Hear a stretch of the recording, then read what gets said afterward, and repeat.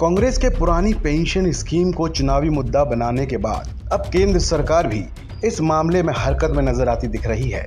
पूरी तरह से नहीं तो कम से कम आंशिक तौर पर ही सरकार 2024 के चुनाव से पहले विपक्ष के इस हथियार की धार कम कर सकती है। देश का अगला आम चुनाव यानी 2024 का लोकसभा चुनाव पास है। ऐसे में कांग्रेस के बार बार पुरानी पेंशन स्कीम को हवा देने के चलते ये चुनावी मुद्दा बन गया है।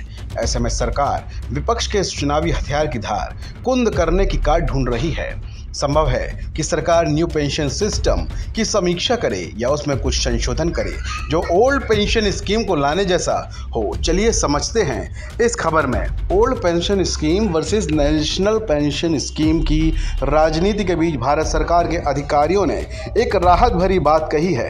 भारत सरकार के अधिकारियों ने बुधवार को कहा कि वो new market liquid pension scheme में बदलाव पर विचार कर रहे हैं। उन्होंने कहा कि ये बदलाव कर्मचारियों को उनकी लास्ट सैलरी की 40% से 45% न्यूनतम पेंशन मिलना सुनिश्चित करेंगे। रॉयटर्स की एक रिपोर्ट में ये जानकारी मिली है।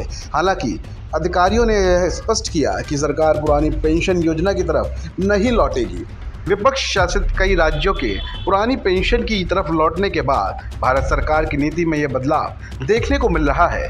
कई बीजेपी शासित राज्य भी नेशनल पेंशन योजना को लेकर बेचैनी व्यक्त कर चुके हैं। राजनीतिक दलों द्वारा चुनाव में पेंशन के मुद्दे का इस्तेमाल शुरू करने के बाद सरकार ने एनपीएस की समीक्षा के लिए अप्रैल में एक समिति का गठन किया था।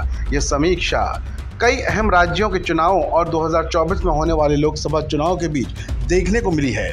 नेशनल पेंशन स्कीम में बदलाव और न्यूनतम 40 से 45% पेंशन सुनिश्चित करके सरकार राजनीति और अर्थव्यवस्था के बीच संतुलन बनाने का प्रयास कर रही है। सरकारी कर्मचारियों की पेंशन केंद्रीय बजट का एक बड़ा हिस्सा ले जाती है। ओल्ड पेंशन स्कीम में सरकार कर्मचारी की लास्ट सैलरी की 50% पेंशन की गारंटी देती है।